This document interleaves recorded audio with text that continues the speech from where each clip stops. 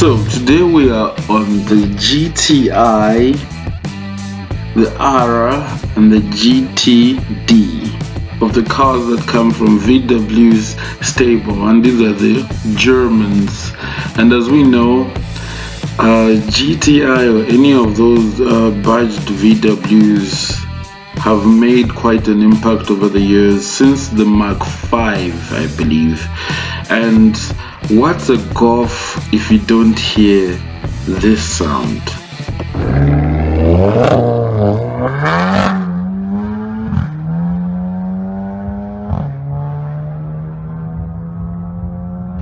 Those rapid shifting gears is what made GTI.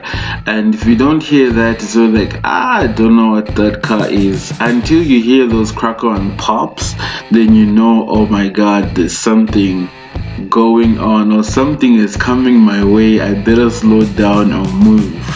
Exciting little cars. They've proven that 2 liters can be exciting, because normally we always see these Japanese cars. The Altazia is also 2 liter and the whatnot, but it just shows that German ingenuity goes a long way. They can squeeze quite a lot from a 2 liter. I mean, if you look at the American variation, you're going to have to look at the Ford Focus, which only comes in 2.5.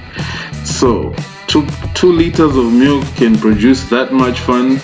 I'm dying to wait to see what happens next in the future, of course.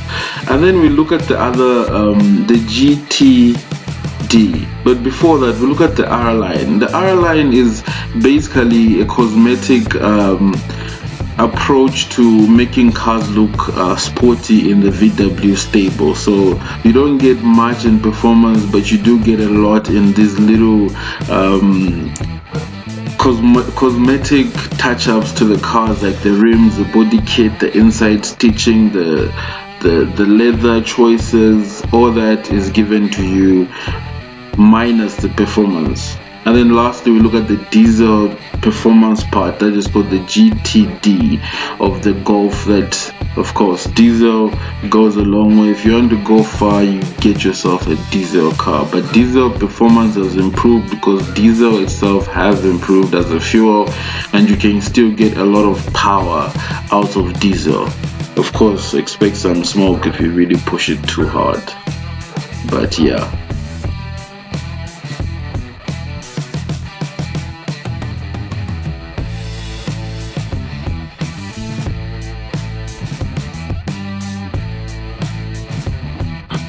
So if you want to get into the GTI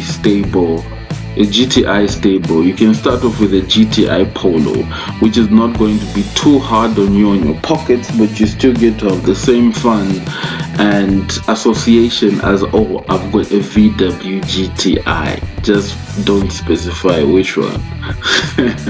Until they see it, then I'm like, oh, but it's still a GTI, which is still a great car. It has got still good performance for the price and for the class that it's in. Even the newer one, you can see that the styling has really gone up. It looks like a bigger, more stable car. I wouldn't be surprised if this thing bypassed most of us and we couldn't keep up, because I mean, it's German ingenuity, so speed is always on their side. And the interior is still quite popping with the red insets that really tell you it's sporty, with the cotton cloth seats. That is iconic for a GTI. If you have a GTI and it doesn't sport those seats with those fabrics, you're missing something. You're missing part of the history. I surely can't wait to see this fabric in a car soon. And what history got to do with this? It tells us where we've come from and how far we have gone. The Golf has been around for quite a long time, and this just shows how people still trust in the product and are still looking forward to more from them.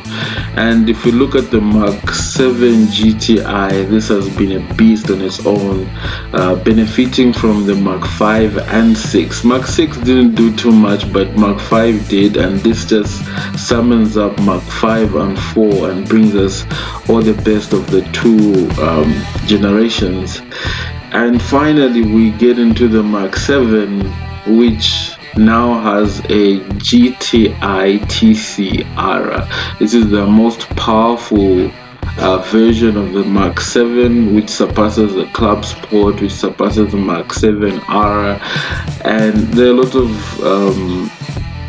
of variations to get, so you really have to know what you're choosing. And we always advise you that you should look into the market that these cars are meant for, then decide on what to get. For hot climatic regions like South Africa, Zambia, Botswana, Zimbabwe, Namibia, our cars come in a bit detuned. They don't carry that much power because heat is quite a big factor in these cars, and to keep things safe they have to reduce the heat, so that, because you know that when the engine is performing to its max it produces quite a lot, and how does it cool down if it's already in a hot place? It's difficult. So with that said, we now have to look into the latest, which is a Mark 8, which was just launched in 2019, last year, and it's just a beauty. It's a beauty in its own, from the outside to the inside. Performance wise, I don't think we yet have a GTI version of it yet. I'm sure that will be given us as time goes on. So you just have the 1.5, the 1 liter, and the 2. Is it the 2-liter diesel version? Of course, it all depends on the market and where you are. That's how they deliver them to you.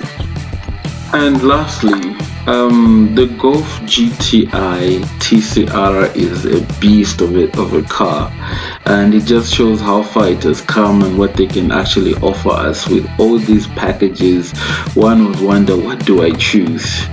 But for me, I would go a bit of a different route. I'm more of a station wagon guy, and the VW Golf variant does it all. It gives me what VW GTI or owners will get, with the assured space that I need to put everything that I need to put on the go. So I have the space and still have the performance of everyone else. I still get the crackle and pops. I still get the looks in front. The back is the same.